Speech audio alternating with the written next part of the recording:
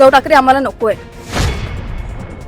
मुंबईचे एक ना एक प्रश्न आदित्य ठाकरेंना माहिती आहे. छोटे छोटे प्रश्न, आरेपासून ते मुंबईची गटर जी व्यवस्था आहे ती व्यवस्था, मेट्रो लाईन खालून कुठून काय गेलेलं आहे हे त्यांना माहिती. मुंबईत पाणी भरत होतं, पाणी भरण्याचा प्रश्न जो होता तो आदित्य ठाकरेंनी बऱ्यापैकी त्या काळात मार्गी लावलेला.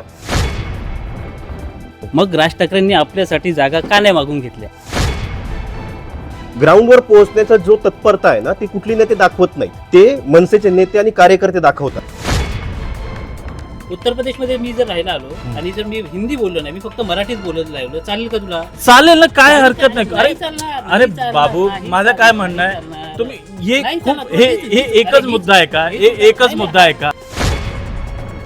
तो राहिलाय, तो बोलला ना की मी शिकतो मराठी, तर काय गरज होती का त्याला मारायची? मोहम्मद अली रोडला 30 वर्षापासून मुंबईत राहतोय माणूस, त्याला मराठी येत नाही, ठीक आहे, नसेल येत मराठी त्याला, पण त्याच्याकडे वोटिंग कार्ड सुद्धा नाहीये. जर त्याच्याकडे वोटिंग कार्ड नाहीये, तो मुंबईत राहतोय, मग तो व्यवसाय कसा करतोय?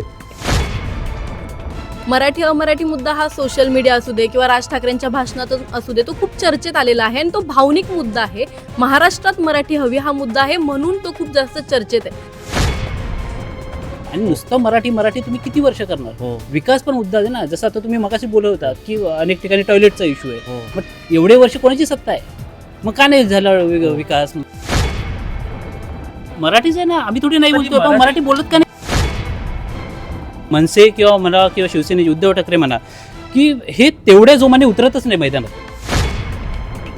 तिथले ते रहिवासी ह्या सगळ्या गोष्टीतून जात आहेत, मग त्यांच्यासाठी हा मुद्दा किती महत्वाचा ठरणार आहे की मराठी आहे का अमराठी आहे, तो तिकडचा स्थानिक नेता. अस्मिता, सगळ्यात अस्मिता कुठली भाषेची अस्मिता आहे, जातीची अस्मिता आहे, धर्माची अस्मिता आहे, प्रांताची अस्मिता आहे. याच्या अस्मिता असतात ना, या अस्मिता खूप महत्त्वाच्या असतात.